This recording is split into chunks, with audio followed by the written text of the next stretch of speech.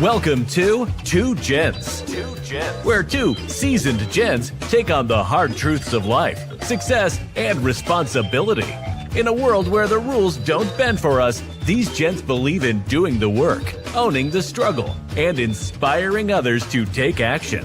So, pull up a chair. Hey, good afternoon. Welcome to Two Gents Podcast. As you see, I don't have Pastor Riggins out here tonight. He's making a trip to Louisiana. He's taking care of his parents. And he called me at the last minute. He said, Ron, said, I didn't have no choice. He said, this was something that I had to do. And I got David Moss out here, but I'm not ready to introduce you to him. But I just got to say, you know, some people may be asking themselves, why are we stuck on this gerrymander? Gerrymandering is something that if you're into politics, you need to know some of the details and how they go about doing it and what's the optics behind it. Because there's so much that goes on. I remember when, and David will remember this, when David first got hired at HCAB, one of the things that Sheila Jackson Lee came up there. You remember when Sheila came up there? And she was asking for a map to be made of her district and basically asking for some information within her district. I remember that happening when we was up there. And man, I'm going to introduce you to Byron Glass, David. This is a man himself, the Mr. Everything. Both of y'all have two things in common. Both of y'all from Louisiana. Yeah. Nice. Yeah, so I'm gonna let him introduce himself, Glass. I was just getting into the narrative. So how's your day going, man? Been a long day, Mr. Spikes, as always, but hey, this is what we do. This is what we dedicated ourselves to do. I'm a little late, but nevertheless, I'm here. I got a moment, so I'm gonna spend this moment with you. I appreciate it. And I don't know how to act not seeing you with a tie on, so it's something wrong. Not a bow tie, not a tie, not none of that. Hey, Spike, you can tell I have just pulled it off. I said, I'm going to relax this neck a little bit so I don't have to be doing too much of this tonight. Good. And I see David stretching his neck like he got a tie on too. So anyway, we're going to get into this thing tonight. Glass, I was just saying that the reason why we're spending so much time on this gerrymander of maps is because that seems to be the way everybody's going. I mean, look at Gavin Newsom. He's starting to do the same thing.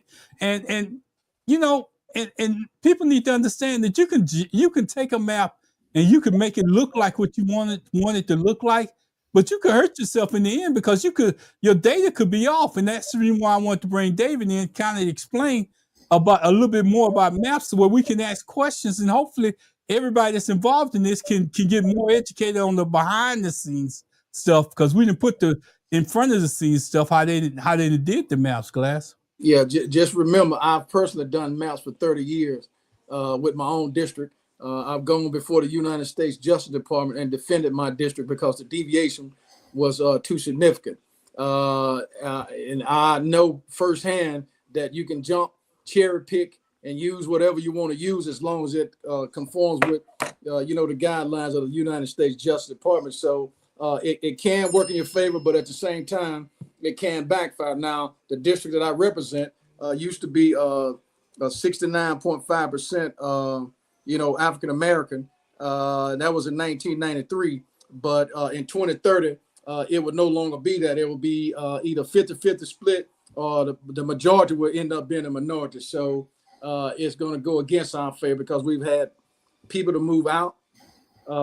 They don't realize that COVID had a big effect with people dying, moving away, change of address, so forth and so on. So there are pros and cons to it, but the way that they are using, they being the other side, the opposing side, which we're neutral in it, it could drastically change the dynamics of the federal side for years to come. I agree with you. Well, we're going to get into this. I told David I wasn't going to hold him that long, but I really want him to engage because he has this dynamic personality. And we were just talking about Sheila Jackson Lee, Glass, right before you signed on. And I remember David having to create a map for her when he first got into our district up there, and he had to go into all kind of details to create this map because they wanted it done a certain way. They wanted to see what was out there. So David, why don't you introduce yourself? I don't like getting into these long, drawn out things.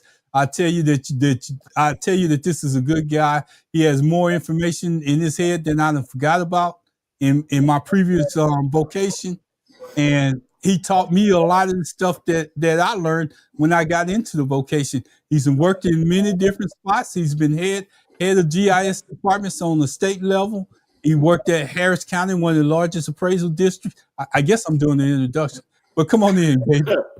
Yeah, so thanks, Ron. Thank you guys for having me. And I like to talk about this because one of the things I think people don't realize is they don't realize how much data really impacts everything that they get, everything they do, right? I would say an individual person probably puts out every day a gigabyte, probably a gig of data just with everything they do. You know, using their cell phone, driving their cars, paying bills, all this data. So when you look at it that way, and then you look at how governments are usually behind on the private sector on utilizing this data, so the private sector may be more ahead, then you talk about redistricting. So it's like, okay, if you look at it from that glass, that viewpoint, now you can really see like this is important and you should know what's going on. So I've been doing GIS since 2000. So I started since in 2000 and they were using like, you know, some Unix servers, you know, all that stuff. And I've been in IT all my life. And I've worked in Fort Worth doing emergency management GIS. I was doing GIS during Hurricane Ike and how that situation happened and everything. Then I came down to Houston. I was the GIS manager for Harris County Appraisal District. We did a lot of cool things there.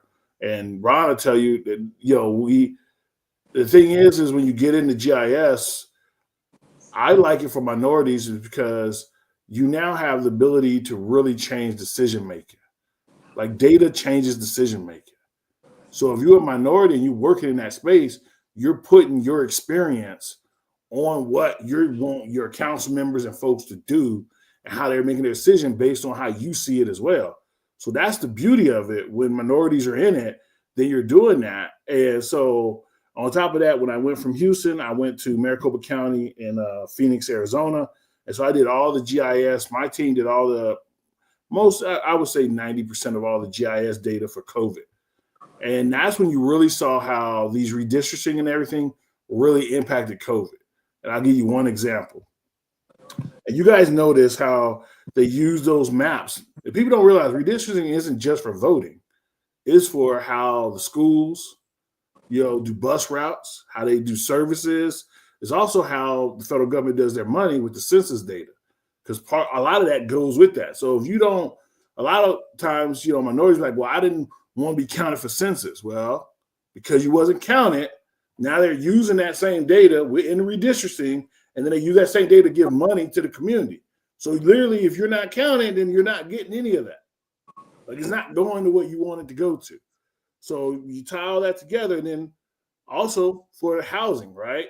When you go buy a house and stuff, people are using that same data to decide, okay, where we giving, where we gonna give loans to, and the demographics and all that data, right? So you tie all that together during COVID-19, what they decided to do, and this is how, when you look at it, people are not necessarily, you have bad actors. We'll get into that. But you have people that just don't know. And when you don't know and the data is set up incorrectly from jump, then everything you do is wrong. And I'll share this how COVID happened. So when COVID hit, the biggest thing was how do we get the vaccine to people that need it quickly, and we got to have nurses administrate it, right? Well, for a long time, hospitals are where they are not. They are not in minority and poor people neighborhoods because of redistricting and all the data over years and years of doing this, right? So hospitals are not there. So what they came up with was like, oh, hospitals have big parking lots. People can drive through, the nurses come out, they can do it right there like triage. Well, guess what? That's not happening in it. That's not going to happen in minority and low income areas. So right out the gate, their whole plan of trying to get it done when they wasn't even looking at low income and minorities, period, we're already left out. So then we start pulling the data and they're like, oh, let's see by zip code who's getting the vaccine. Guess what? But a lot of us wasn't getting it. So then they're like, well, oh, those people also use public transportation. And then they had to redo the whole thing. But this is like 3-4 months into it.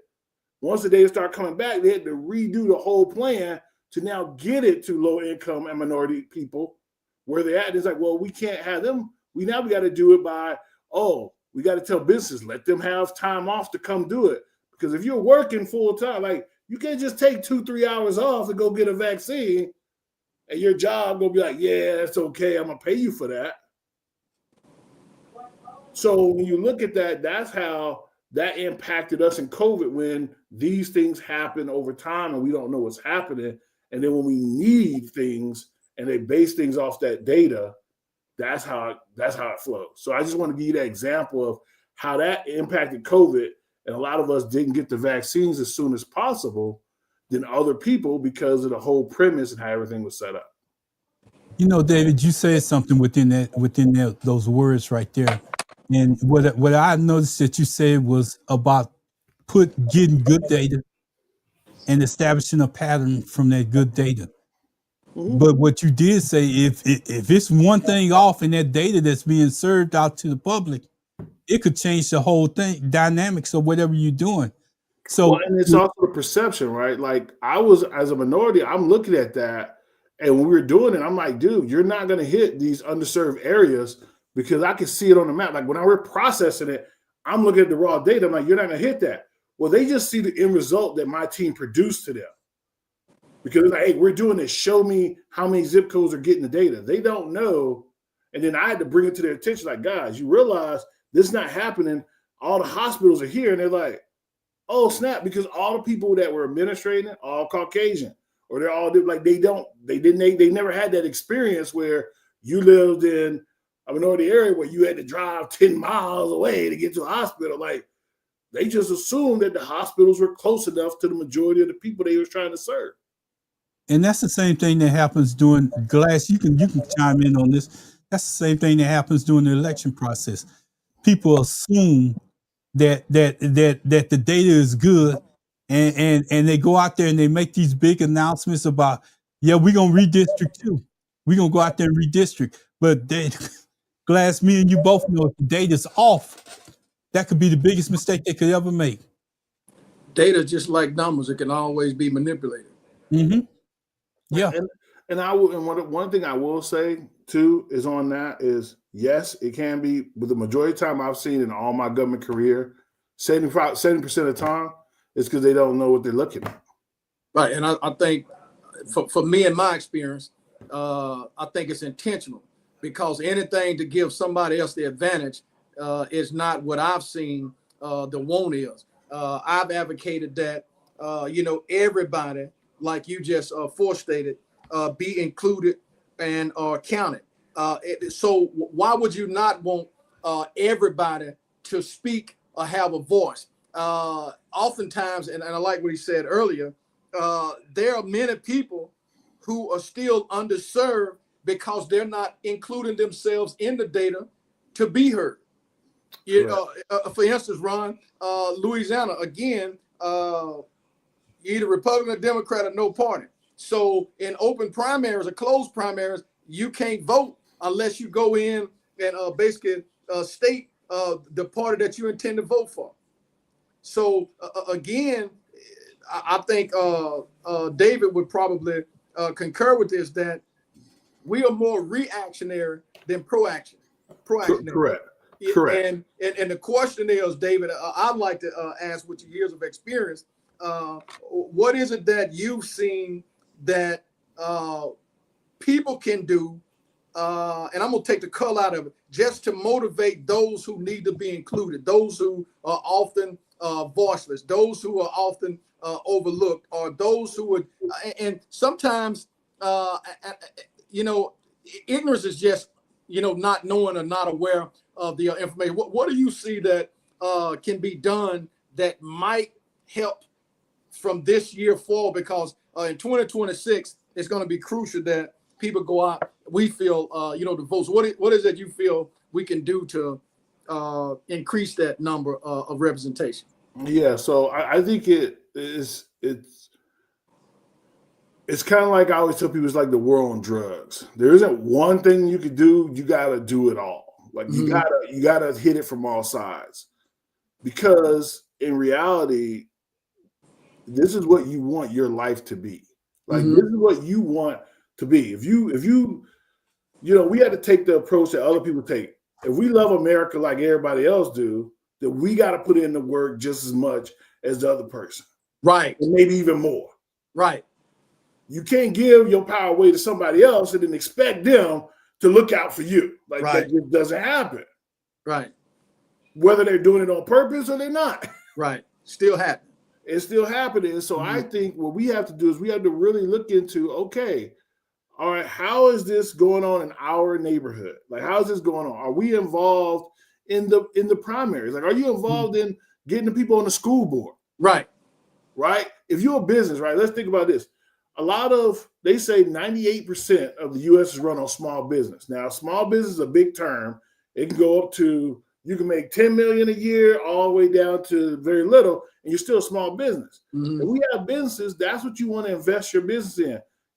Backing those individuals that represent where they have an idea of what you got going on, how that neighborhood works, those things, and help put those people in positions to then have to at least look at it from your perspective. Right.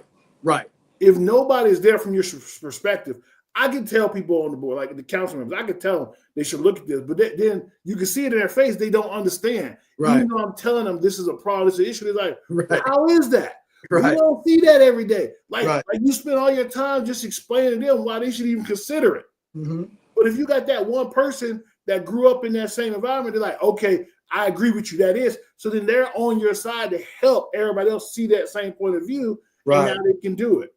Right. And so we have to get folks of minorities, and we have to get folks of that social class that we see every day in those positions, like on the council board, part of the county and the cities, council members. And we had to get those folks in there. And then from there, you have to ask them, well, how did you show us your methodology? It's just like in science, right? Anytime somebody comes with a brand new science methodology like Newton's law or whatever, they have what they call peer review. And what that means is the community as a whole looks at how you came up with your algorithm or whatever, your conclusion, how you came up with it. And then they pick it apart. They're like, okay, well, we don't think it should be this. And then if the majority of them agree on what that is, how it goes, then it becomes we are going to use that theorem. But they have that peer review. What happens a lot of time in government is the peer review is done by the same people that asked for it. Right. Double dipping. Yeah, they double dipping. And then they put it out to the public. They'll put it in a newspaper or something because the law says, I got to tell you I'm doing this, but guess what? You don't see it on YouTube. You don't see it on TikTok or Instagram where everybody at. What you see it is in a newspaper. There's a local newspaper that 20 people get. And the people that do get that are not in the neighborhood that you really need to come out and say, but they said they did it. Right. So let me ask you a question. And I know we talked about this. I don't want to cut you off, but here's the thing. You said this earlier. Who verifies that data that they putting out? Because currently nobody does. That's the problem, right? Like there isn't. When you do the census data, the census verifies that. So what happens is a lot of the groups that get the data, they put it together with the elections and everything. They send the census, and you tell them they take like a year to verify everybody's data. They have certain guidelines that come back and forth. They're always keeping it fresh, right? And this and that. Now, is it the best? No.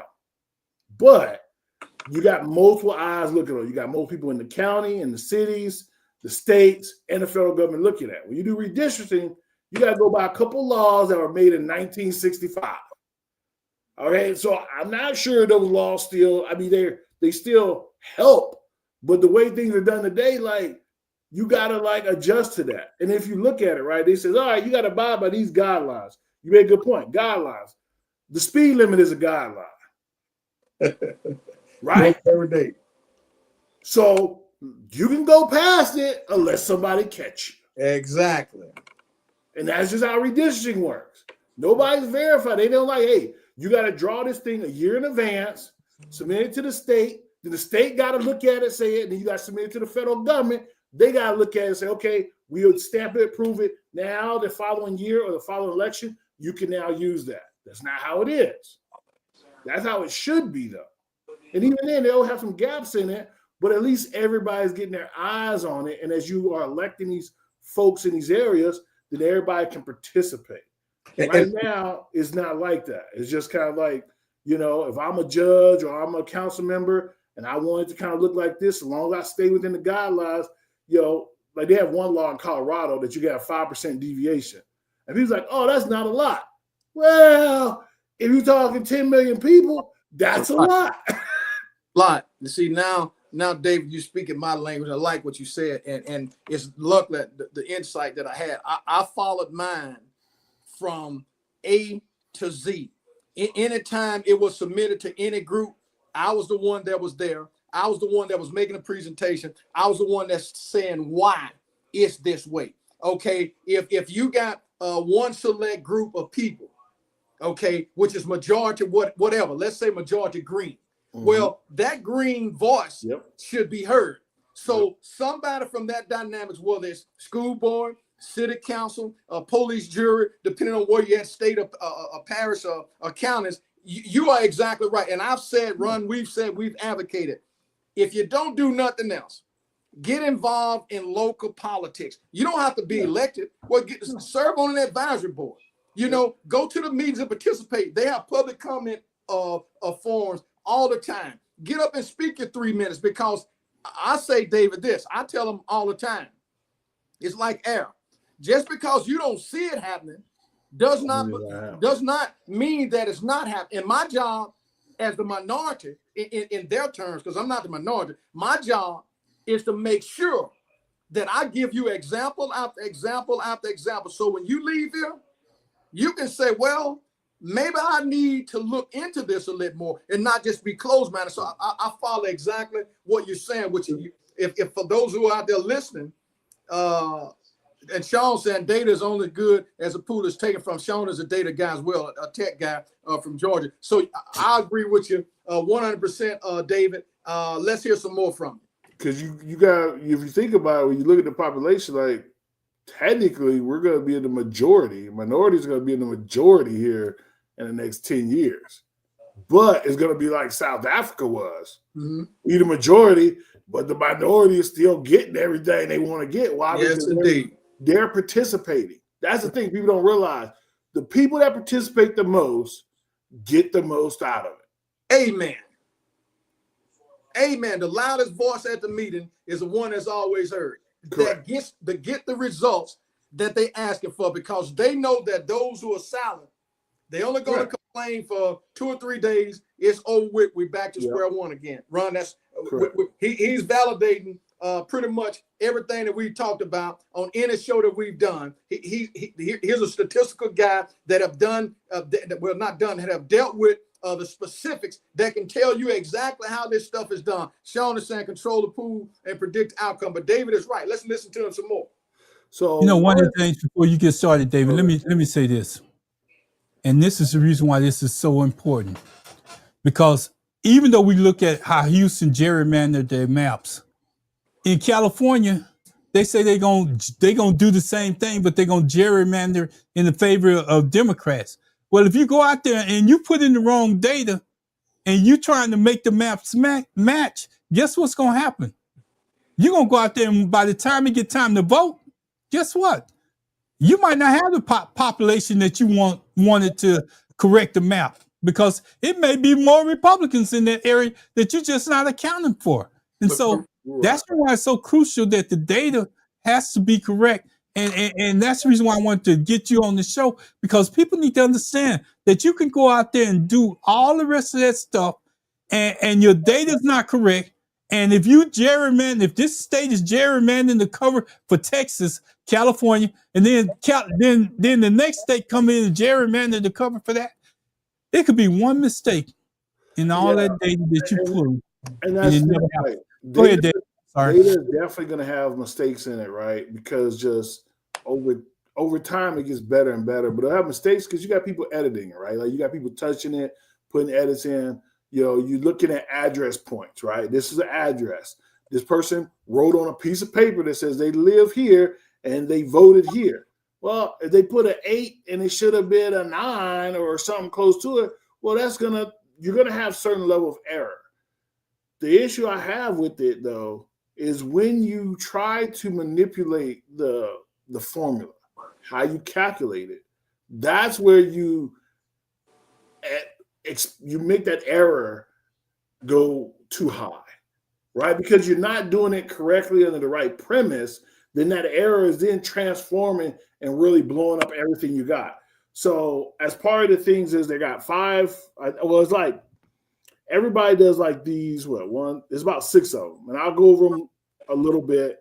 And then I have a link, and it's a national organization site. You can look at it, and I'll send it to you, Ron, and you guys can share it. But these are the 3 traditional items or principles people look at when they're doing the redistricting. So they look at compactness, continuity, preservation of counties and other political subdivisions. So you're not supposed to mess them up too much from what they already were. Preservation of communities of interest. And that's a big one because, like, what are you trying to preserve? So, they're trying to do geographic areas or neighborhoods where residents have common political interests and they don't coincide with the boundaries of a political subdivision, right? So you're trying to do that. Then you have core preservation, which maintain the core previous districts to the area extent possible. And then you try to avoid incumbent pairing, which means avoid moving multiple incumbents into the same district. Now, you got the regular guidelines the federal government give you. Then you got all these. Now, what you have with this is everybody gets to decide what they deem is more important than something else. So you got 6 items. I can say avoid incumbent pairing is the highest weight that I want to have when I'm redrawing districts. The next one, next county over can say, no, compactness is the highest one. So now when you're doing all that stuff is now being mixed mashed, and then it's going to be different from the year over. And then what a lot of people don't do is they don't really compare, like, okay, why was this, maybe the calculations was great, but people moved over. And so then what you should do is keep everything the exact same and just get more people in this area because you had a 10% drop in population. So don't change the whole formula. Just make sure the population is correct. Well, nope. Now they're going to redo the whole thing. So you could have had it great 4 years ago. It's just the population, people moved away, but then you do that. So all I'm saying is because there is no federal guidelines or state guidelines that everybody has to adhere to, is, hey, weight's got to be all this, everything got to be this, and then we're going to check it. You can really go rogue when you're doing it like that.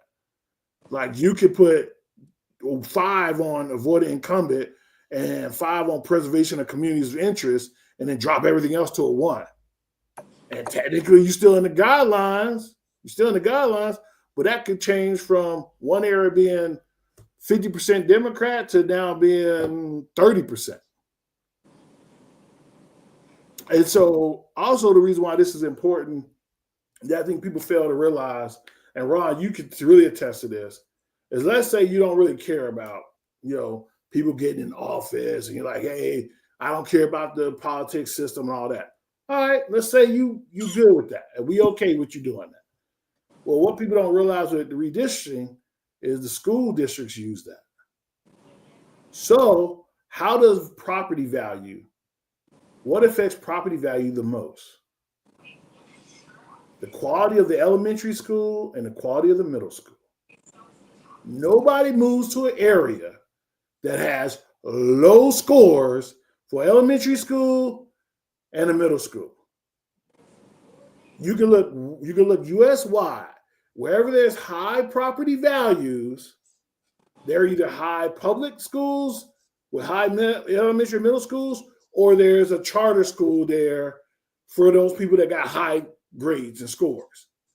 So now we'll think about that, right? If you don't care about that, you should care about your property value, because you go buy a property there, the middle school suck. Guess what? Your kid's going to go to that. Now, they're not going to get the knowledge and the understanding they need to get to move up. And so now it keeps everybody in the same, what I like to call class. What I believe is we are seeing right now is racism is always there, but what they decide to do is put minorities and low income people in a lower class system. So when you look at that, right, they're like, oh, you're in a lower class, so therefore you don't get these opportunities. Because that's how it was in Europe for years, right? Like it was class. So everything was based on, if you look at that, everything we do, like right now, if they redraw the district, and you can tell because you go to elementary school, you ask them, well, how many, and you can try this out in your area, wherever you at, how many apartment complexes go to that elementary school? And a lot of times it's like 1 or 2. And they'll put all the apartment complexes go to one school, and that's who has the worst grades. Because they're like, oh, that's single family moms or people with lower income, and they don't really care about their kids going to school as much. And we don't want to have that go to the nice public school that we have. So they usually redraw that. And then the school district looks at that and they'll draw their attendance lines based on that. And they'll exclude, like that's how you'll get an apartment complex right next to a really great middle school or elementary school. And why does those people just go across the street? No, they're shipped 3 miles away. And Glass, before we go any further, David, I'm sorry, I'm pausing right there. Glass, Positively You Unincorporated is a new person. I actually got it confused last week that it was Positively D, but Positively You, if you're out there, we're glad to have you on the show. And we might be getting in a little bit more detail than what we normally get into, but it's all relevant because in the end, and I'm gonna take David here because he knows what I'm about to say. We had an individual that was in a high position, and if he didn't like the way the data looked, he would tell you to go back and fix it and make it look like he wanted it to look. Same data, different things that you use to change it. He wanted the outcome to be what he wanted it to be when they publicize it. And that's no different than what they're doing with gerrymander maps. They basically just saying, put it together, and I'm gonna tell you if it'll work for me. If I don't like the way it look, I can manipulate the data to have it say what I want it to say. Yeah, because that's what a lot of commercial folks do in Texas when they protest their commercial value, right? You'll get them to say, hey, this property is worth 10 mil. They'll go sell it for 20. But they're like, no, I don't think it's worth that. They'll protest that, drop it down to 7 million. Then they sold it for 20, and then there's a 3 million gap. And then they raise the property taxes for all the residential family folks to cover that gap. And it's because they got that data and they interpret it different. The appraisal district interpreted it this way. The commercial people interpreted it this way, and then it went to a court, and the court interpreted it totally different. And so that's why I was like, you always want to ask them, how did they get to that valuation? Like, what did you do? Like, show me the model. And that's when you find out if people really are doing something sinister or they made a simple mistake. Because when they get to stuttering about the model or they can't show the model, then you're like, okay, that something ain't right here.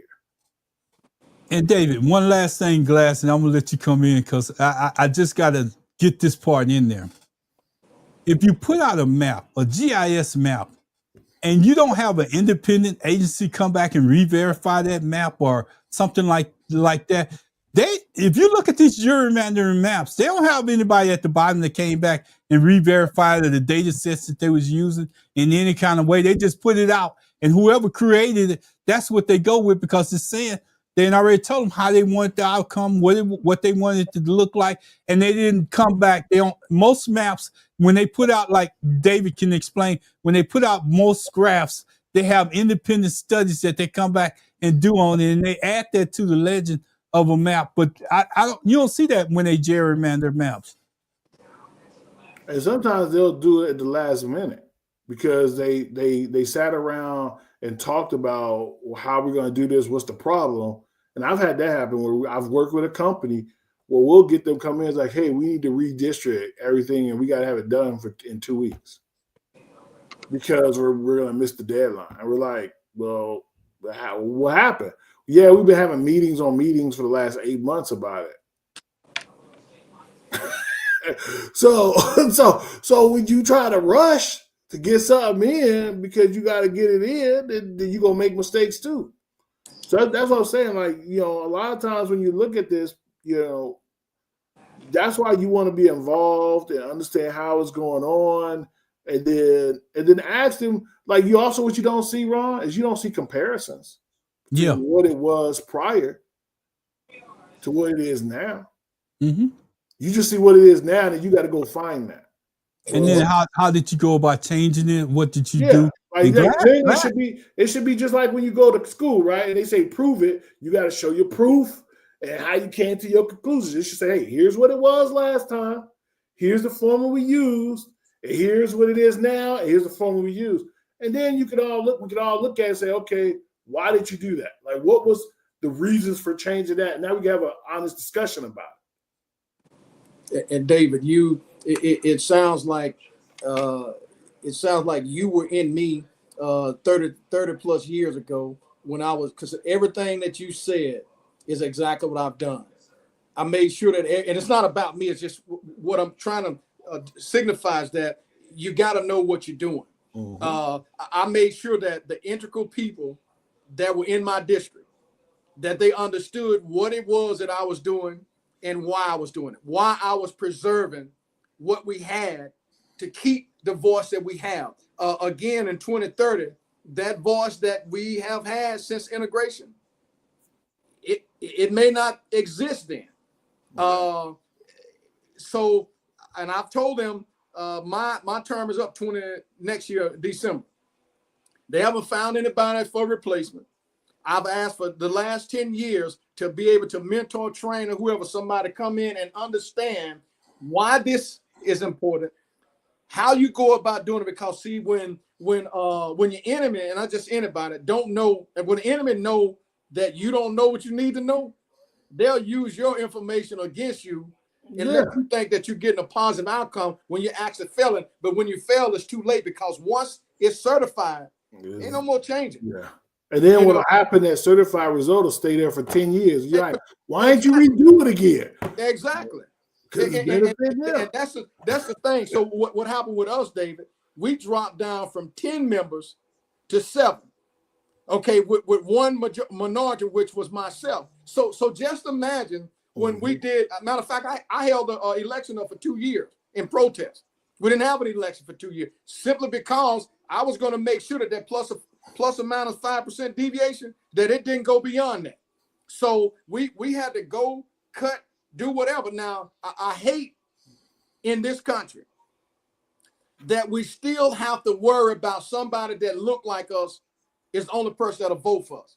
I wish there was where everybody judge you based on who you are and what you bring to the table and just take the color off, but that don't happen. So in order for us to have that voice, we have to continue to fight for the option that we have right now, which is try to be a part of the process. I don't know, and I know it's bigger when you guys, I know it's much more hectic because I'm only dealing with, at the time, 10,500 people. Now it's less than 10,000. So the districts are about 1,000, 1,200, 1,000, 1,500 people, which is not a lot. But like you said, when you're talking about 5%, that's a lot of people. Correct. So, Ron, I don't know where you got this info from, but it's a great guest tonight. It's information that may be a little deep, but all you got to do is listen to the archives 3 or 4 times. You'll eventually get it, because what he's telling you is the specifics, the things that are going on behind the curtains that allows what's happening to happen, and it directly affects you. If you want your kid to go to a quality school, you better get involved. Yep. If you want to have your streets and roads, the lighting and all that to be a part of your neighborhood, you better get involved. Because like he's saying, when you are excluded from this data, it's too late for 10 years. 10 years is a half a generation. That means that your kid starts out at kindergarten. 10 years down the road, look at what they missed. They still in school. So that they're not going to get the best of both worlds. So all this about free and appropriate education, it's a lot more to that. And David is hitting the nail right on the head tonight. You got to get involved. Yeah, like if you go driving down your neighborhood and you see Bell Bondsman, liquor store, convenience store, Burger King, McDonald's, and you see that repeat in the first mile, then you in the area that need to worry. Yes, sir. Say that again, David. If you are driving within a mile of your house and you see Bell Bondsman, Cash for Gold, liquor store, convenience store, Burger King, McDonald's, and you see this repeat over and over again, you in the area that needs to worry. Your home values are not good. Not good at all. Your district is labeled as an impoverished district. Correct. And you're probably in a food desert, which means you can't get good vegetables. Specific facts that so you got high diabetes and you got sugar issues. You got all this. Like all this stuff ties together because it's been doing it for years and years. And we just accept it as a norm. Correct. It's not a norm. So, and then I tell people, like, if you know minorities, we hustle the most out of any group. Just hustle on this front. That's all we asking you. Hustle when it comes to the politicians and it comes to being a part of the process. Apply that same hustle right there. And in 10 years, you're going to see a great difference. People always talk about, I like to protest it. Don't get me wrong. But if you hustle on this first, you won't have to protest. You won't have to protest. You won't have to. Great point. You won't have to. Great point. Ron, David, I'm feeling the when you get glass pumped up. When you get glass pumped up, it's a good show. No, Ron, again, remember, our number one goal is to enlighten and inform. What are we doing right now? Helping enlighten them and still maintaining glass to tell them to go out and do their own research. And Ron, bringing on a good guest, and he can tie your data back. So, and here's what I want. Glass, go ahead and address Tyrone T on here, and then I want to come in for something. Outstanding information tonight, Judge. That's Baton Rouge, Louisiana, checking in, giving born in Baton Rouge. A vote of confidence. Okay, David. Again, what I like is the demographers that I dealt with didn't look like me. Okay, it was no issue, but they understood that I was coming from that old soul, that 60s era, where I'm fighting for what we feel we deserve at the table. Now, I'm not trying to exclude nobody else. No. I'm trying to include myself. And the only way I can include myself is speak up for myself. So if I include myself, I include people that look like me, not only people that look like me, but all the above. Because I feel like when my district is represented, I still have the option to represent that majority district, that white district, that Asian district, or whatever. Yeah. But I have to have a seat at the table as well. Well, and so people think it's a win-lose. It's a win-win. It's a win-win. Think about it, right? If all the areas in the city of Houston all had great elementary schools and middle schools, we spend less money in those areas in the sense of trying to redo things that we shouldn't need to do, right? We could pay teachers more. If everybody is we're doing what we're supposed to do, now you can pay teachers more because you're not wasting money in the wrong areas that it should need to go to. So it's a win-win. It's just that people don't see things. So I always tell folks when I do GIS or even in business, I look for a win-win. And if you look for a win-win, you go a lot further than if you're like, all right, I got to win, I got to get over on this, or I got to do this. It's enough room for everybody. That table is infinite that you're trying to get to. Yeah. The billionaires at the table, they can't eat it all, even if they wanted to. Yep. Common sense. Hey, so, David, you made a mention of a term earlier, and I need you to clarify and clean it up because most of our listeners may not understand what you're saying. You say the food district, a food desert. Yeah. Kind of explain what a food desert is. All right, so put it this way. If you have to drive between 5 to 10 miles to find a grocery store, you're probably in a food desert. And what that means is, if you look at it, because in certain areas, there's public transportation. So that means it's going to take you even longer to get there if you're doing public transportation. So you're more likely to shop at, let's say, and I'm going to say this in a nice way. Yeah. Family Dollar or the Dollar Tree. Come on. Talk but to we us. all know certain items in there, like milk, is $5. Come on. But if you go to a Kroger or Super Walmart, milk is not $5. Mm-hmm. It's like $4. So when I say food desert, what that means is there's areas where you got to go out of your way just to get bare necessities because you can only afford to live in that area. And then businesses believe that area going to have higher crime and have higher things that's not going to benefit them. They can't sell you certain things. People don't want that. So they don't want to then put a grocery store there. And in reality, it's the same level of crime in other areas. It's not that. It's just that they're not going to make as much money and they don't want to deal with certain things in that area. And they're like, well, I'm going to put it where I want to put it. And so because of that, that's why you have food deserts. And so you'll notice that quite a bit. Like if it takes you, if you're using public transportation and it takes you 2 hours to get to and from a grocery store, you're in a food desert. Because I can tell you right now, when you live in a nice neighborhood, literally you got 2 or 3 options to go shop at. I can make my own food, right? Because I can easily get to a grocery store, get the necessities. I can cook. When you live in a food desert, you're eating out a lot because it's going to take too much time out of your day to go get that food. And you may be working 2 jobs and then you got to cook and you're like, well, I don't have the time to do that. And so you get stuck in that area for that. So that's what a food desert is just, it takes you too long to get the bare necessities from a grocery store. Hey, David, just like akin to redlining, you think this is intentional? I think it started out intentionally, yes. But what I think now is happening, and I tell this to a lot of people, I think people are getting, I'm gonna say this in a nice way, people are getting dumber. So now they don't necessarily have to do it on purpose. Right.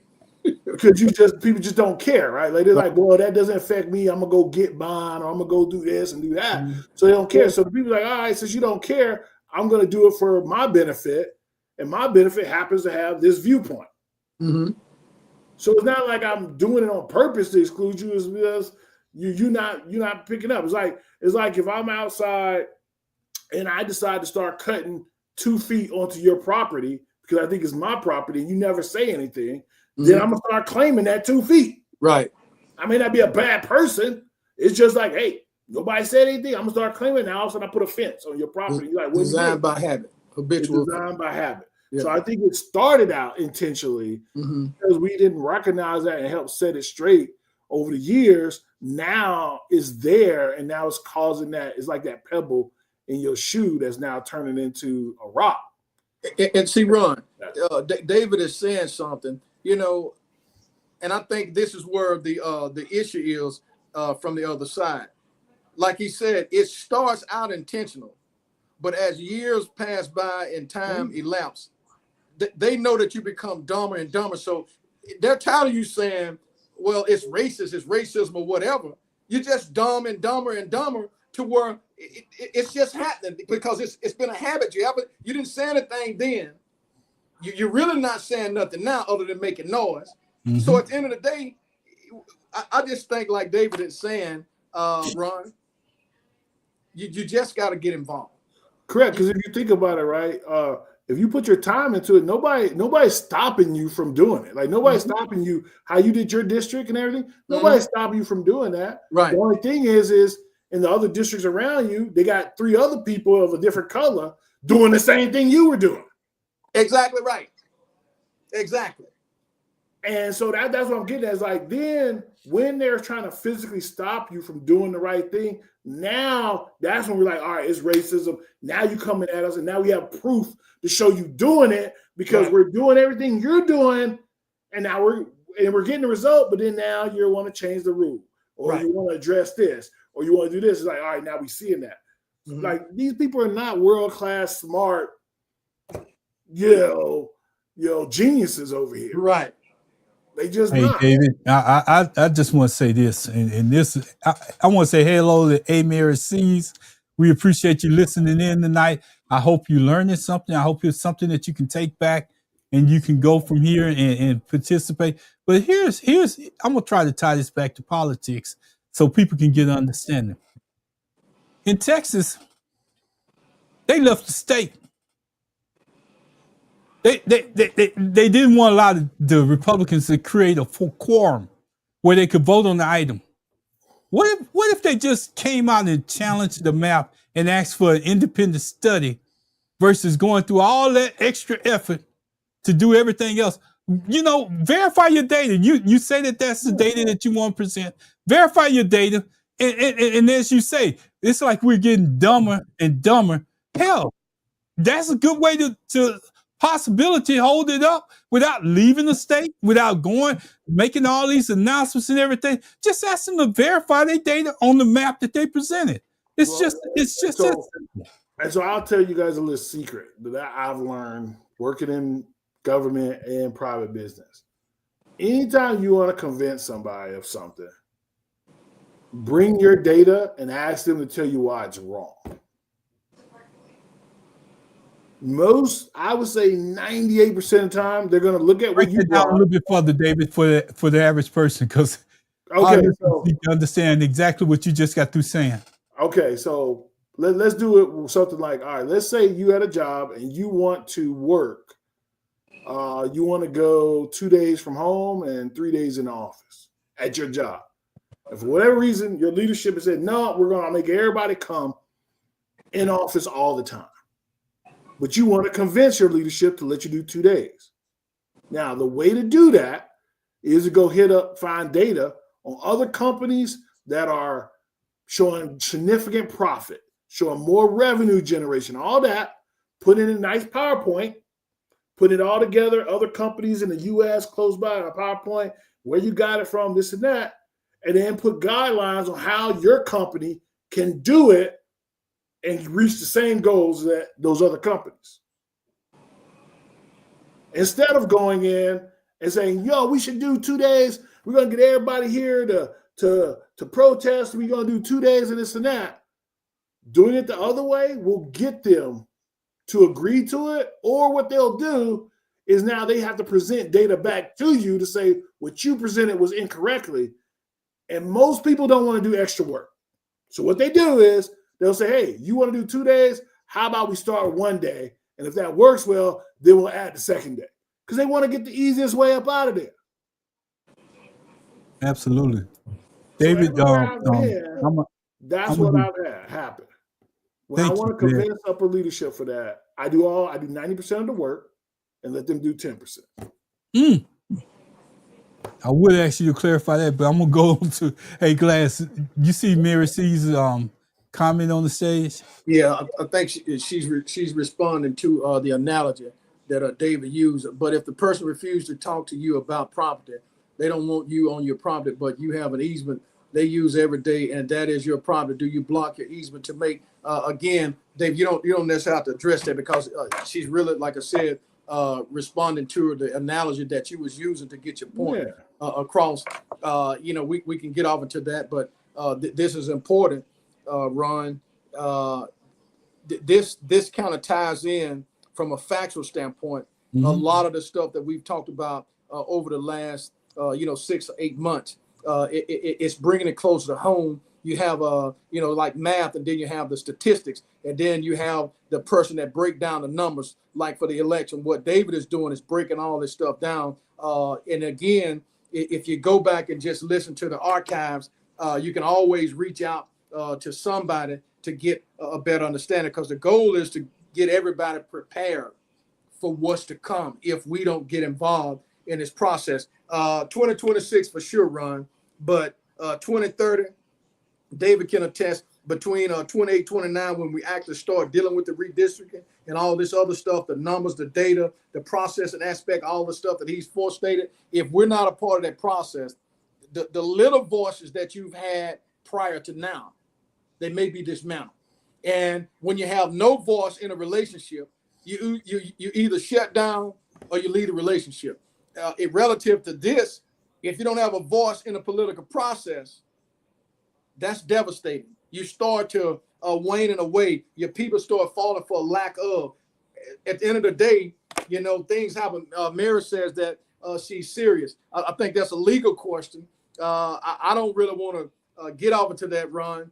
Maybe No, you, not David, tonight. No, that's not our area. the question, but we can answer it. But I don't think it would be something that would be factual that you should go out because we don't want to provide information. Somebody go out and do it, then we become liable for. So I kind of want to stay a little shy of that. Yeah, I would say you need to research that at your local office to truly see who owns that. Because sometimes with easements and dealing in GIS, the city or somebody else owns those. You need not own that yourself.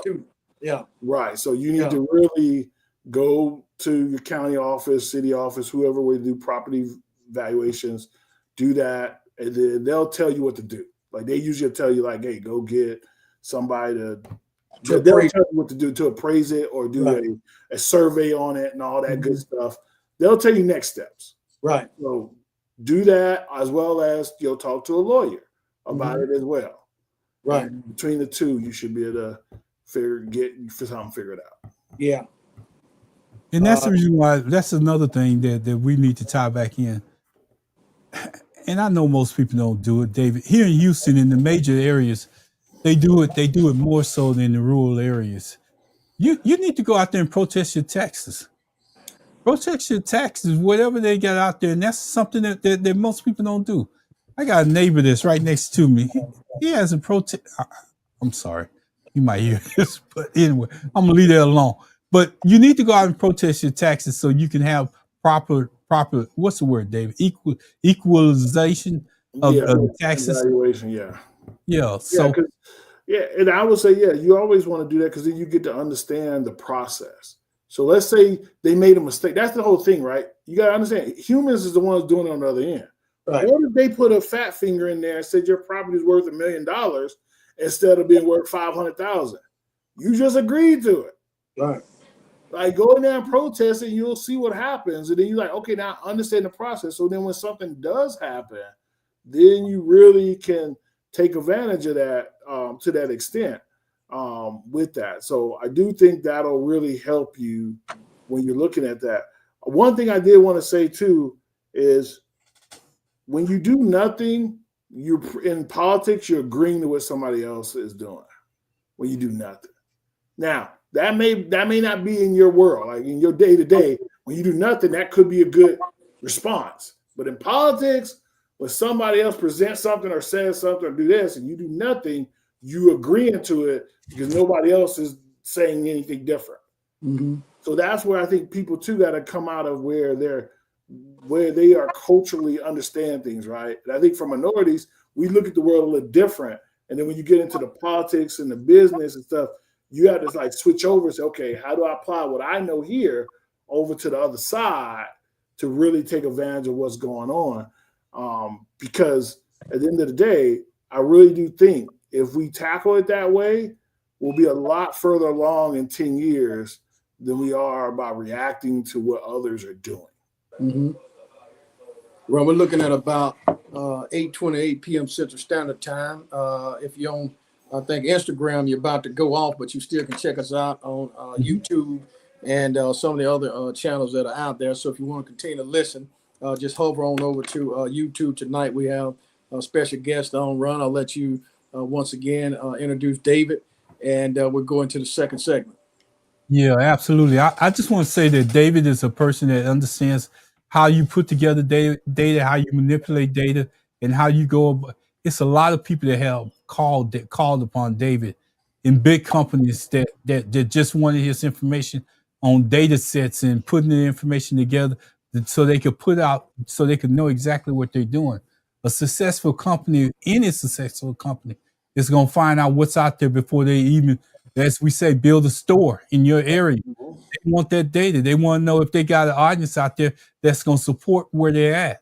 And I don't want you to get it confused because, we're still talking about gerrymandering the maps, but all of this is relevant to the gerrymandering of maps because if you can put out the narrative that it's nothing there, You ain't gonna never have a supermarket in your area. You ain't gonna never see anybody in there. But there's a need in every situation, and there's a response that you can get from people if you put out the right information. And like I just covered, if the Democrats would have just thought about them putting out that map, and maybe somebody would have introduced what do they call it, Glass, when they introduce stuff to the floor in the House or the Senate or something like that. What, resolution bill? Something to challenge the way the map was drawn. Where did you get your information? Was it verified? Did you go back and get it from anybody else?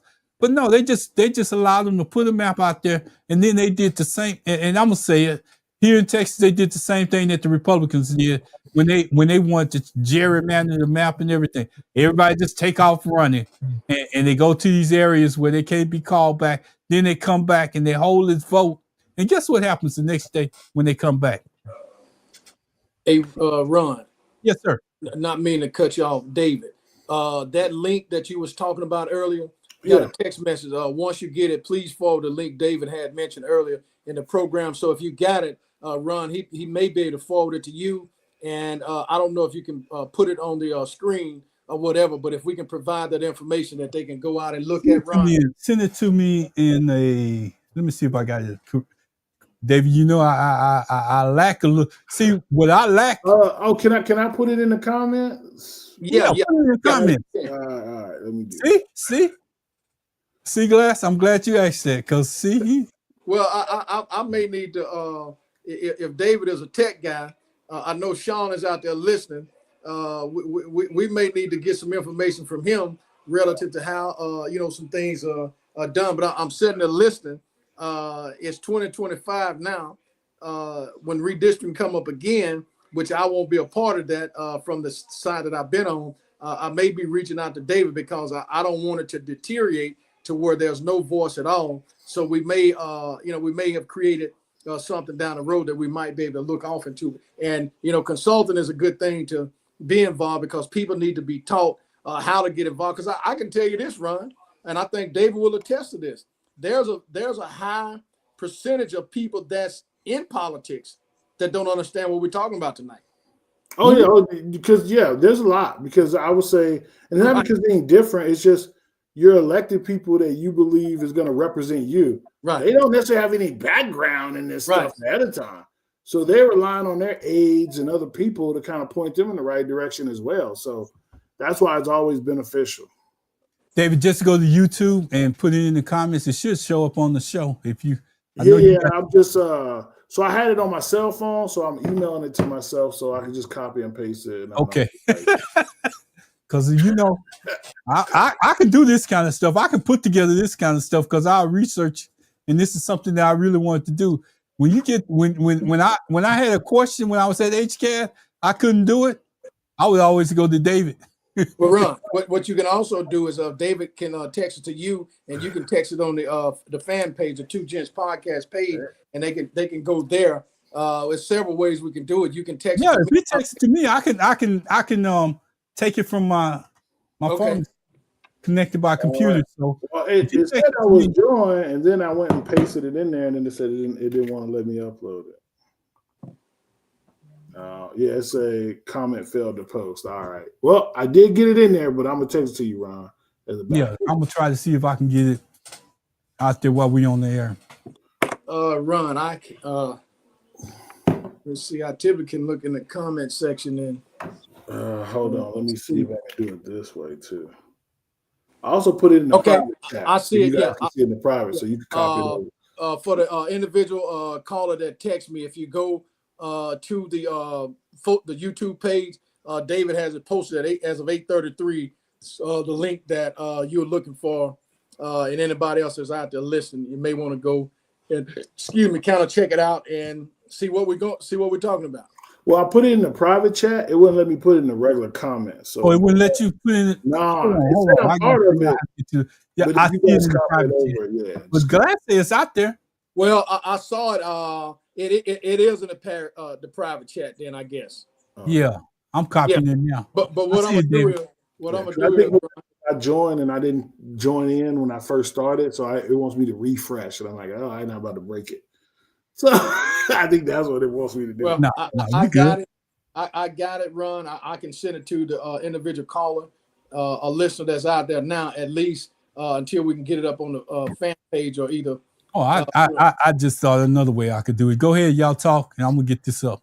Oh, and so I don't know what your guys' next topic was, but I kind of wanted to talk a little bit about, since we was talking about gerrymandering and these boundaries, and one of the big things everybody's talking about is AI. Go ahead. I think people get a little confused about AI and what it can really do and what you got to be careful of. So if you remember, this was probably about 15 years ago when Google Maps first came out.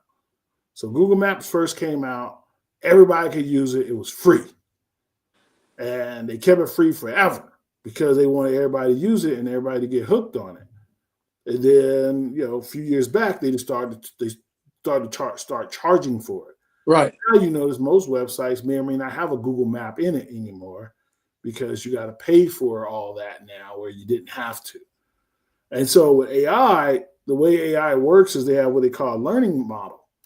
So all the big companies or even the smaller ones, what they do is the learning models, they build it based on their experience, what they believe it should do based on whatever, background or whatever you're trying to do.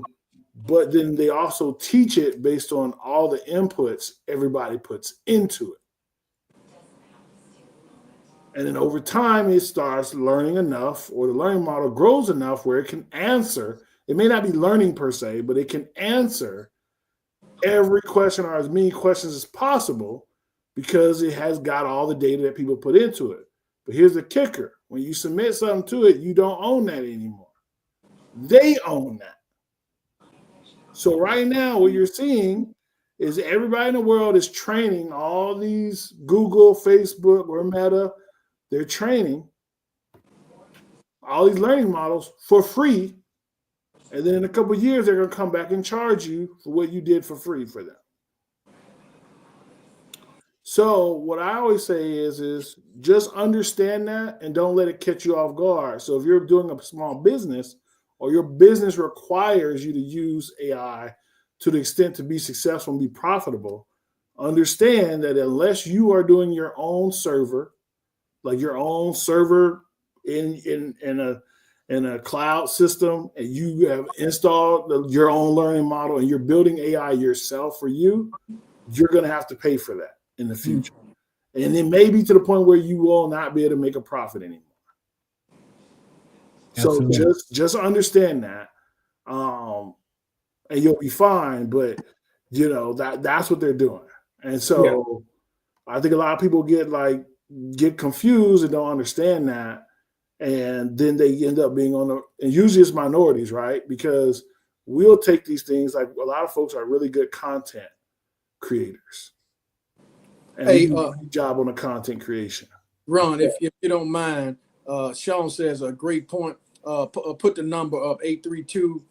Sean may want to call in and engage with David a little on that because he's a tech guy and he knows about that AI. He's dealing with it with his company himself, 832-856-5964. If there's a listener that's out there that want to call in, may have a question for David, that may want to talk to him about something that they don't understand, they have the opportunity to do that because, again, the goal is to enlighten and inform. David is here with some very, very valuable information that can help you decide why you may want to get involved in your local municipality, even if it's just more from a participation standpoint.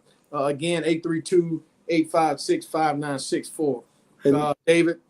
And one last point I just want to make on the AI piece, and then I'll let you guys go, is just recently some politicians told I think it was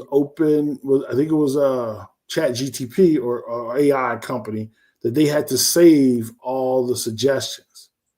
That company was saying they wasn't saving people's stuff. The politician says, no, you have to. So if somebody says you stole their idea, you got to come back and prove that you didn't. So they just open a bunch of can of worms now that now these folks have to save it because they may get sued or be brought up to the federal government. So now they're storing all this personal data based on like, when you submit your resume and you tell it how to build your new resume, how to build your new business that may be $1 million business. Like, you're giving all this stuff away now versus doing your own research, right? You could build a business plan by going to the library and looking up the books or Googling it without necessarily putting in your idea. But because you want to take the easy route, you're actually giving that stuff away now. Like, the old method still works. David, you know what? I know I got you on here. I hope that you got a little bit more time because I want to change the narrative a little bit, because we've been talking about this on this show, and Glass has mentioned Chat GPT and all the rest of that, and how to go about doing things using different GPTs and AI. I want to really just kind of get into this. If you got a few more minutes or whatever, I want you to explain to us how we could be written out of history twice as far as AI. And I'm going to set it up like this. If we're not putting into the AI information that's out there, our history is not being captured and gathered and in any kind of way and put into it, we're going to be written out of history twice. Am I right or wrong? So yes. So what you mean by that is, I know what you mean by it. So this is where I think STEM is real important. That stands for, doing business. I forget what's the name. What's the acronym for STEM again? Sean, if you're out there listening and you know it, then it is. Yeah, hold on. Yeah, STEM stands for. Let's see. I'm going to look it up real quick. Science, technology, engineering, and mathematics. Okay. I believe for minorities, we have to really put a high emphasis on that, a lot more in middle school, elementary school, high school, and even college. Because it's called the technology divide. There's already a divide in technology already, but we've done a good job of using that technology to really advance us up a lot more than maybe we hadn't in the past. The problem with AI, though, is the people building the system. So the learning models, all this stuff, they're building it from one viewpoint, or they're building it from a viewpoint of a person that's from India, which doesn't know how we live here in America or whatnot. Nothing wrong with that. And the reason why I know this is because I went to TechStars 2024, which is one of the biggest tech company conferences in the world, and it was in San Francisco. And we had a debate with a guy from India who was there looking for money. And he was like, racism, all I don't really see that, and this and that. I'm like, yeah, because they will give you blatant money from India faster than they would give it to me. And they have they ain't even thinking of coming to check you to see how you're spending that money in India, because, as I always tell folks, I believe it's a class system now. So when they see a minority person, they say, oh, you can't understand technology the way I think we do, so I'm going to put you in this class. And so then from there, I got to go through all these hoops to make it out. But with AI, as I'll get to that, the prime example I like to use is when you're doing the driverless cars, or just any cars in particular. You're going to get to the point where AI is going to say, okay, every time a police officer hit the lights behind you, I'm going to pull this car over, and then I'm going to instruct you on the method of how to deal with the police officer. Now, if the person that built AI, that model for that car, is Caucasian, the way that person is going to tell you to deal with a police officer is going to be totally different than how African Americans people deal with police officers when you get pulled over. Because there's a possibility you may get shot or detained. A Caucasian person that may not. So they may say, hey, he asked you for this, you give it to him, but you ask him a question. Why are you pulling me over, Mr. Officer? What proof do you have to pull me over? As an African-American person, you probably don't want to say those things.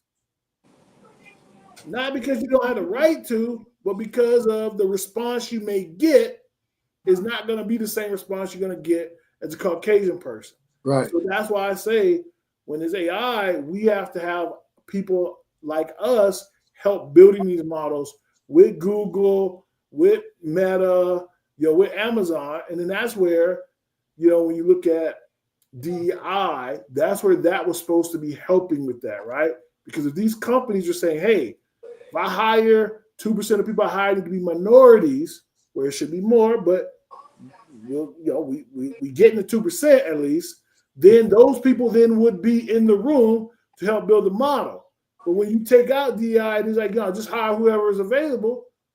Well, they're going to do that, and they may be us in that pool. We may not be in that pool. But David, we know based on history that our chances are less Correct. than they would be prior to like gerrymandering.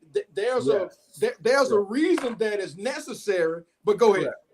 That's what I'm saying. And so when people think it's unfair, and it's not unfair, because at the end of the day, right, you want us to consume the same products you're building.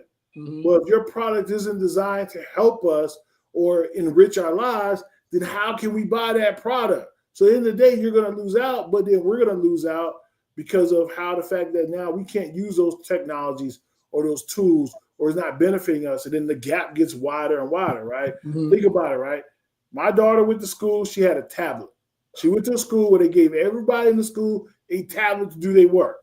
Now, 20 miles south of me, those kids was getting books hadn't been redone since 1980. They was not getting tablets. So it doesn't matter if my daughter's an alien and that kid is a Caucasian kid. Whoever was getting the book is behind the kid getting the tablet. Yes, sir. So now when she goes to college, she knows how to use Google Docs and all that stuff. Knows how she doing it. The kid that came out on the other end that was getting the book doesn't know how to use those tools per se necessarily.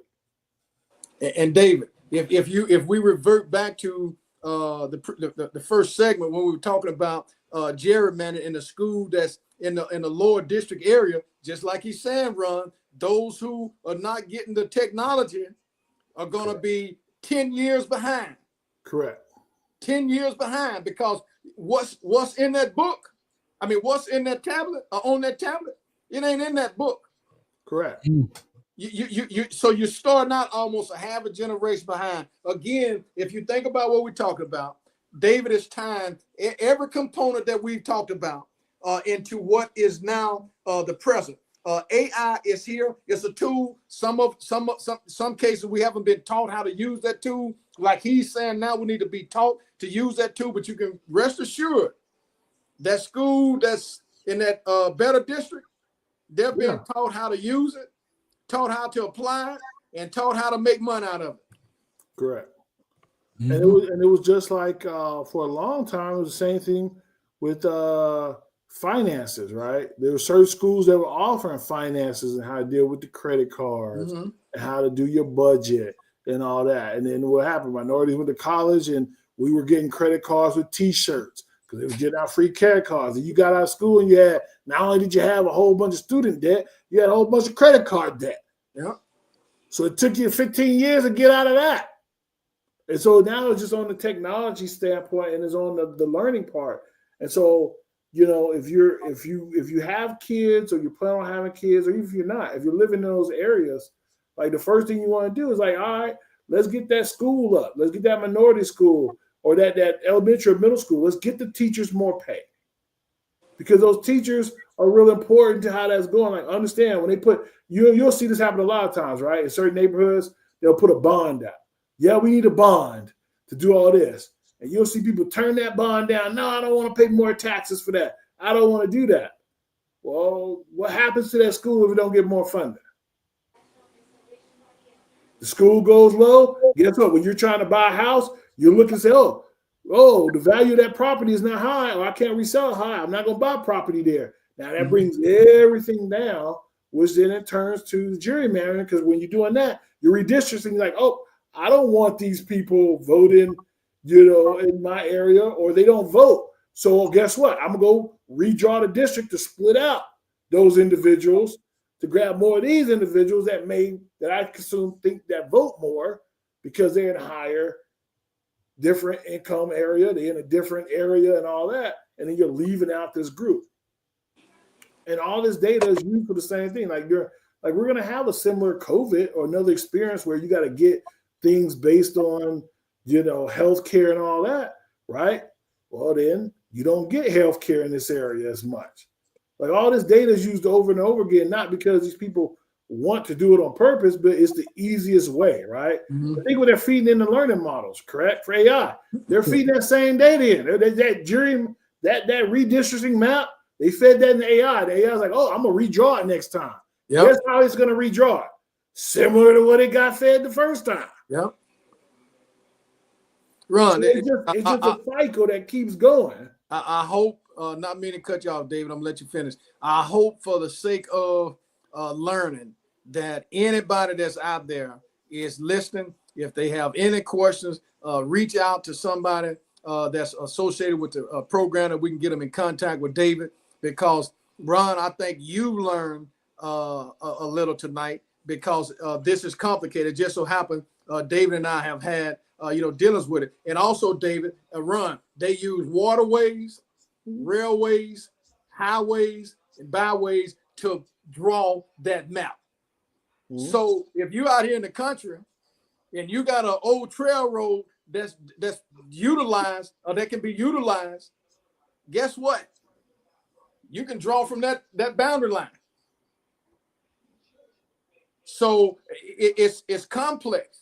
It's not easy as you think. It's not complicated either. Like David's saying, hey, look, you just feed it to them, and eventually you just become dumb to it, because they know that you're not going to be a part of the process anyway. We know that during the civil rights era, it was few people that was out there stomping, and as a result of that, it has become less and less and less people stomping.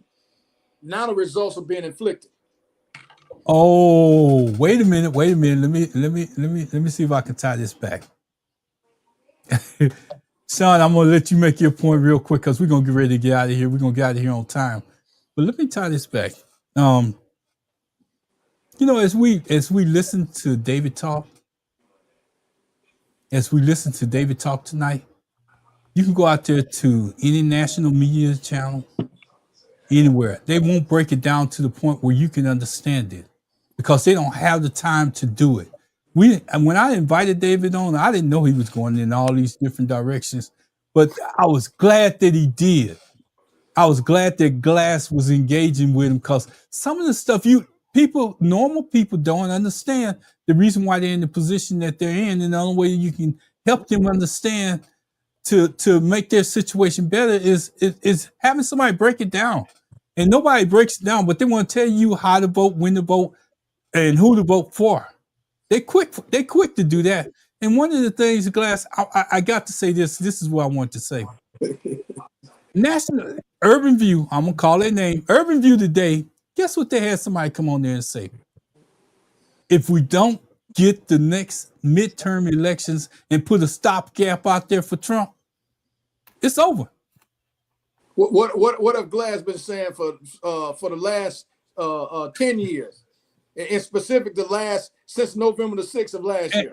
And they just starting to figure it out. So Glass, you know what I did? I called in and I said, it's about time somebody in the national media has figured out that if we don't stop this election cycle in the midterms, if we don't put anything out there, a stopgap, I said the same words, Glass, but they didn't kick me off this time from Urban View, because I guess I went in line with them. So they kind of went with it. And I said, you know what? It's about time. I'm just glad that they're talking about it, because if they're not talking about midterms, they're going to fail us again. Well, I think David would agree that it's not about, but it's not just about, eliminating, him. It's the policies that are there now that'll take years to, override, overturn, get it back to somewhat of what we would call normal. I think David would agree. I'm not going to tell you who to vote for. I'm explaining to you how the process works. I'm explaining to you how you can get your voice the opportunity to be heard. And that's what we're providing. We're not telling anybody to go vote for this person or that person. We're independents. So we chastise both sides of the fence. But what we also do is bring people on like David that will be able to have more than just a 2-minute segment, to come on and talk about gerrymandering. He's broke it down. He's broken it down. He's been very specific. He's been very articulate with the information, and he's been able to expand it off into what's going on currently, which is AI, which is the number one going thing on this planet. Everywhere you go, they're talking about AI, AI, AI. If we don't get our kids can never go to school, Ron. They can sit at home and go to AI and create a business that they would have never dreamed of. All they got to do is use their imagination. But we're not giving them the opportunity to use their imagination because we're so quick to criticize them for doing what it is that they do without giving them understand, baby. It's okay to do that over there. But like David said, and I'm going to use this as a mantra, Ron. It's okay to hustle, but I'm asking you to hustle to get out there to vote. I'm asking you to hustle to get a part, to become a part of the process. And if you can't become part of the process, your hustle over there is no good. Yeah, it's not gonna help. Okay, because a lot of people wonder like how Jay-Z did it. Like if you think about it, right, a lot of people love like Jay-Z, and you'll look at Master P and even Sean Combs, outside whatever, all that. But on the music industry, right, you'll notice what they did was they applied that hustle to business. It's like, okay, I'm hustling over here, but I'm doing so much work on it. Let me work smarter, not harder. Right. They applied that hustle over here. And when they did that over here, guess what? Then their music was easy to take off. It was easy for them to do different things, easier for that to happen the way it happened. And I think a lot of times, that's the reasons why you want to do that.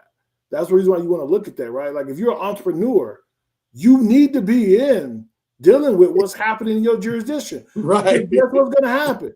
There's something going to happen to the point where you can't make any money no more as an entrepreneur, or you're going to lose profit. At that point, you can't do nothing then. You can't. You stem it. Hey, Ron, I got a comment. To me, this is probably one of the best shows you guys have done. That's an amazing guest. You have you guys are very energized and informed.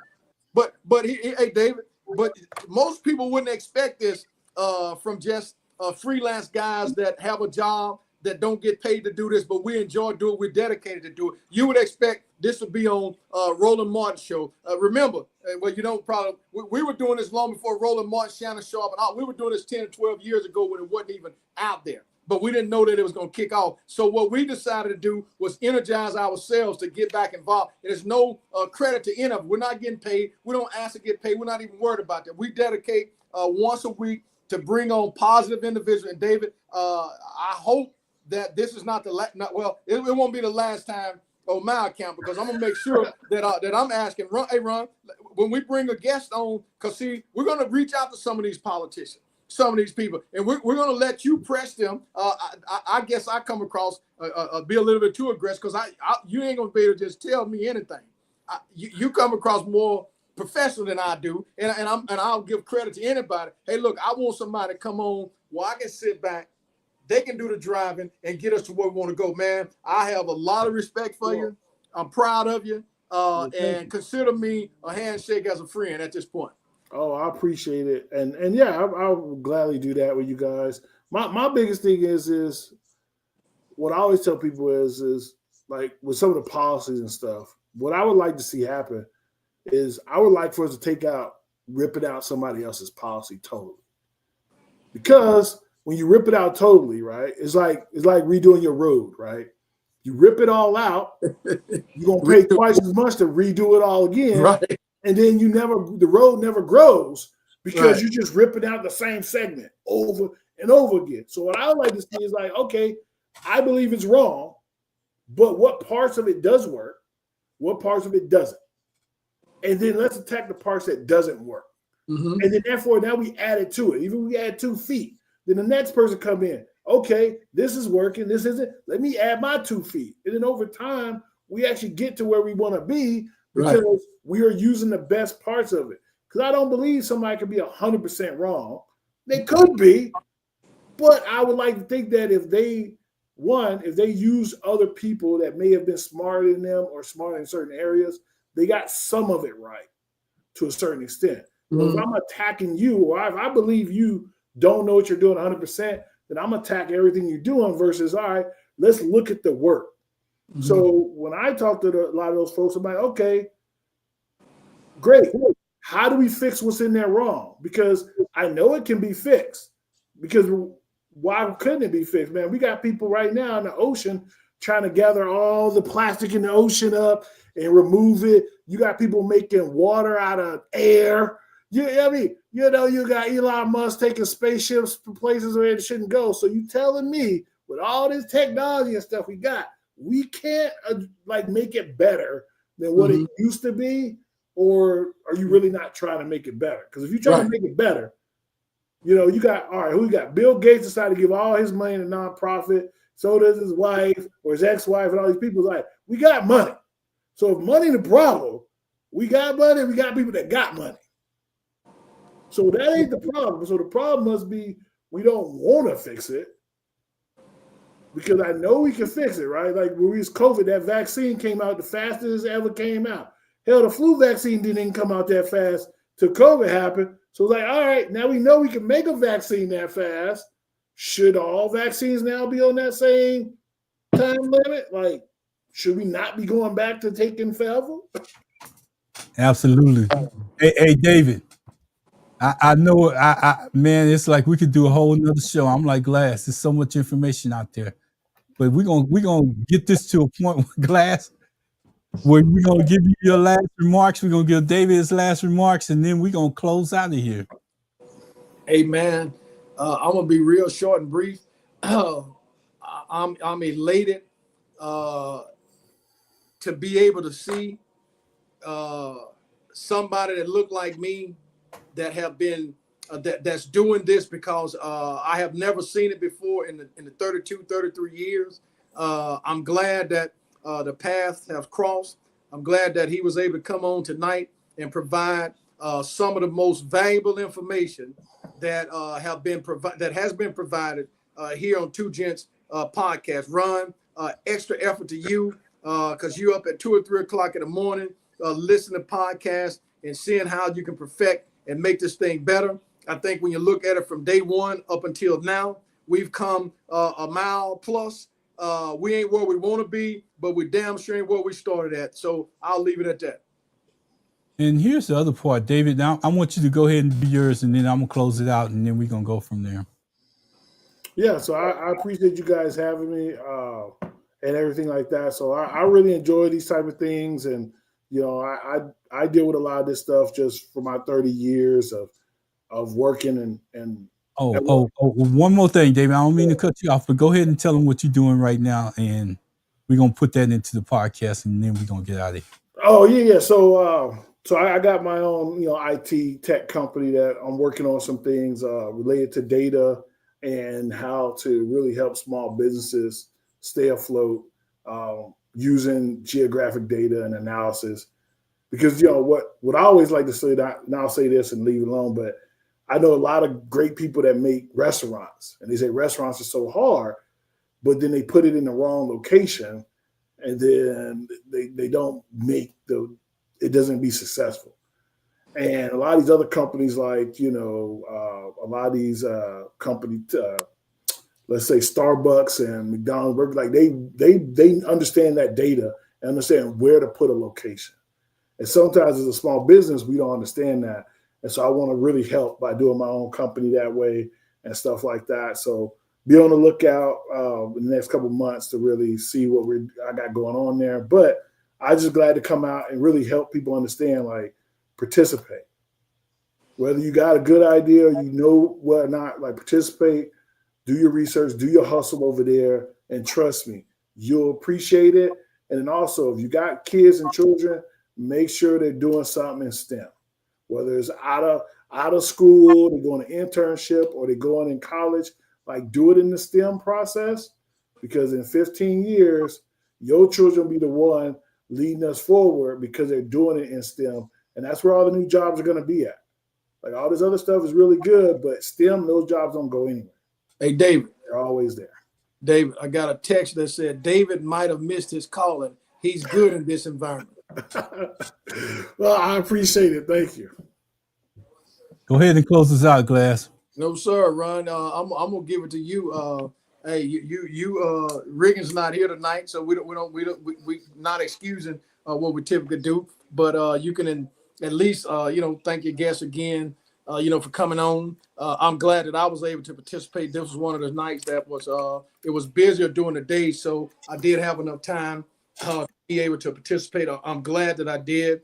Archives are good, but I like to be a part of the actual, live segment of it, because engaging with a person that has the intellectual ability to give you a great response, it always allows those who are out there listening the opportunity to gain information. Because I've noticed, Ron, that a lot of the questions that we ask, there's somebody else that's out there who want to ask that question, but they may not have the courage to do it. They don't want to call in, which is fine, but at least they're listening and they're participating. So for those who always, each and every week, reach out, text message, y'all doing the show tonight, that log on and listen to us for an hour and a half. I want to say thank you, thank you, thank you. Ron, at the end of the day, when the smoke clear and dust settle, our number one goal is to provide, enlighten, and inform. We know that mainstream media's number one goal is to distort the message and divide the people. I think tonight we've joined in with David. He's been able to provide some valuable information, and hopefully in 2026, people can utilize that and understand that it's critical that they go out and vote. Thank you for tuning in. Hey, I just want to say thank God, thank God, thank God. David, I appreciate you coming on. I know I asked you, and you just followed through all the way through. You did more than what I wanted you to do, because I was planning on letting you go after an hour and then going into our segment ourselves. But I'm glad that you had the time to stay on, and I know that you didn't get the opportunity to put out all that you want to put out there about what you do, because I think that when you start to get when you start to hear the information about these smaller areas like rural towns and stuff like that, and you can provide a service to help them get their rural towns onto the maps at a lesser cost, I think that that's something that we all need to be involved in. And David, I know that you know the technology. I know you know how to use it and how to help these smaller communities take advantage of it. So I just want to say thank you, David. I appreciate it. Glass. I see the deuces up. So I'm gonna say thank God that we got the information. David, you the man, you the man, you the man. We out of here. All right, I'm gonna end this stream right here. Go get your pizza, Glass. All right.